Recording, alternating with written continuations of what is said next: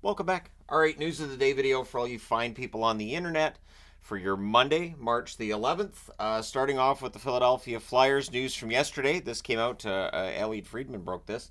That John Tortorella has been suspended 2 games by the National Hockey League, also fined $50,000, which the Flyers CEO said he was going to pay. So, again, we'll see what happens from here. Did the Philadelphia Flyers rally around this? Rally around the fact that their coach got suspended for a couple of games? Uh, and so this is going to show whether or not what Tortorella did works or doesn't. Because really, again, I feel like as long as we're talking about Tortorella and not about how bad that game was, then that's going to be a win for Tortorella.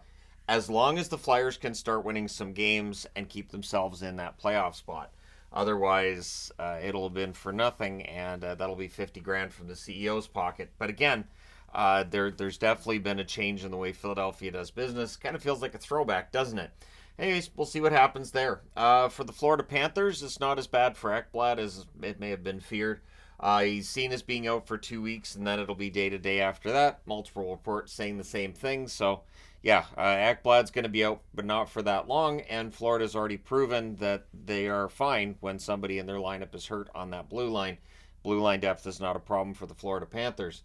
Evan Rodriguez, it didn't look great for him leaving the game the other day either, but he could play tomorrow, so it's not seen as being a major injury. That again being good news for the Florida Panthers. However, the good news is not there for Ottawa Senators fans and for the team. Josh Norris has had his third shoulder surgery, left shoulder surgery to be specific. And so he's at least out for the rest of this season. We'll see when he's coming back. But the fact that it's the same injury, or at least the same shoulder, maybe it's not the exact same injury, but it doesn't bode well, right? Norris, a guy who was seen as a goal scorer and for good reason and signed that big long-term contract. I do wonder if the repeated injuries and the amount of time he's missed and everything, if maybe we'll never see him reach his potential in the National Hockey League. But again, maybe he'll be fine by October and this will all be in the past. But repeated shoulder surgeries, definitely a red flag. So I'm wearing, maybe I was wondering, it's Belleville that I'm wearing. It's a Belleville jersey. But yeah, Norris out for the rest of the season. We'll see if he's good to go in October. Mitch Marner, who didn't play in the last game for Toronto, is not going to play in their next game. At least it doesn't look like he's going to. Their next game's on Thursday against Philadelphia, so that could change between now and Thursday. But as he's seen as unlikely to play, Nick Robertson has been called up. Robertson's been good for Toronto. I do think that Robertson's one of those players that could become a regular in the NHL. But will it happen in Toronto? Or will it happen with another organization? But he's definitely got the talent. That's never really been in question. Brendan Lemieux signs an extension with the Carolina Hurricanes. It's a 1-year extension worth $775,000, so just league minimum for Lemieux. Lemieux was waived by the Carolina Hurricanes before the trade deadline to give themselves some room there, some flexibility at the deadline. But apparently he likes it there and they want to keep him there. So, yeah, Brendan Lemieux signs for another year at league minimum.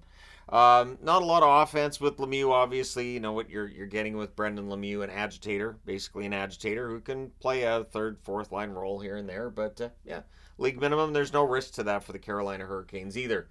So, Noah Hanifin, the way Noah Hanifin exited Calgary, the narrative was out there that he maybe wanted to play in Tampa. So there was an idea that he was ready to sign in Tampa, just they didn't get a trade made with the Tampa Bay Lightning. Noah Hanifin, not happy about the information that got out to the press and saying he never held a gun to the head of the Calgary Flames on this. He was never saying, I'm just going to go to one team or two teams, and said he only had an 8-team no-trade clause and that he had very little say in over where he went. He has not signed, nor is he signing an extension with the Vegas Golden Knights at this point because he and his fiancee, their friends and family, are all on the East Coast, and so he would prefer to play with an Eastern-based team, and that's what he had going on with Calgary, but in the end, he ends up being traded to Vegas. He is open to staying with the Vegas Golden Knights, so if this is a great experience, especially if Vegas goes on and wins the Stanley Cup again, that might convince Hanifin to sticking around. The real sticking point would be, how does Vegas make room for all these contracts? We've seen them being willing to jettison contracts before. They did it with Fleury. They did it with Pacioretty. Maybe we'll see them do that again this summer if they decide to keep Hanifin around. Hanifin's a really good defenseman. I think he's been underrated playing in Calgary. I think he's better than people give him credit for. And I think playing in Vegas with that bigger spotlight, people will start to see, hey, this guy's a really good two-way defenseman. He's never, I don't think he'll ever be in the Norris conversation necessarily, but he's a very good defenseman. And, I mean, Martinez isn't going to be around forever, so maybe Vegas makes some room and finds a way to keep Hanifin around. I think it's really going to depend on how long Vegas plays in the playoffs. Of course, they're the number 2 wild card. Do they end up in the playoffs? They should, right? So we'll see what happens there. But Hanifin basically saying, look, everything was on the up and up, and said that Craig Conroy was on board with him too, and they were working together. There was never like an adversarial relationship between himself and the Flames organization. Although again, he makes no secret of the fact he had no intention of staying in Calgary either.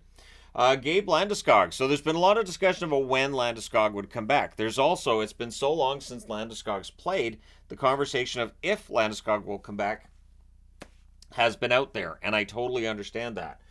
His career, obviously, hanging in the balance, but there's some discussion about whether or not he'll return in time for the playoffs. Now, that would not be the first round. From what's being said, it sounds like it'd be May at the earliest, and so for Colorado Avalanche, they may get their captain back, but not until, say, like the conference final, right? It may not be until the conference final, should the Colorado Avalanche get that far. So Landeskog, they definitely miss him. Getting him back in the lineup would be huge for them.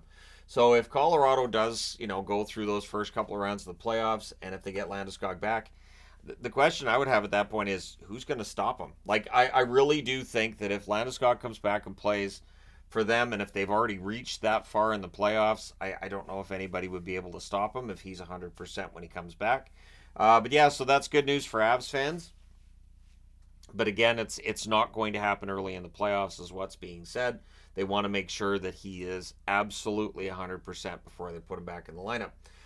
Justin Danforth, it looks like he's done for the rest of the season. I like Danforth. He's a good, hardworking player, late bloomer and all of that. I believe he was overlooked in the draft altogether initially. But yeah, he's out indefinitely now for Columbus with a concussion.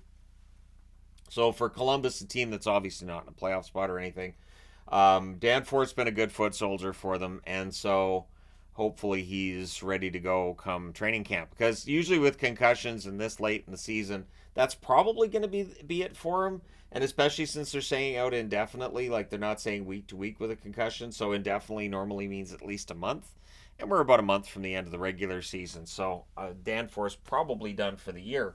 The waiver wire is usually quite quiet after the trade deadline. It is quiet, but John Gruden's been waived by the Pittsburgh Penguins. He'll clear. I can't see anybody picking him up. But yeah, Gruden being waived by Pittsburgh. Pittsburgh, of course, sitting way out of the playoffs right now, which is a surprise to some. I'm surprised at how far out they are, to be honest. I figured they'd at least be close. So it'll be interesting to see what they do in the offseason. But yeah, there you go. You guys are all caught up on what's going on around the National Hockey League right now. Let me know your thoughts in the comment section below as always. Don't forget to hit like and subscribe in the event you haven't done so already. Thank you guys so much for all your support. I will talk to you again soon.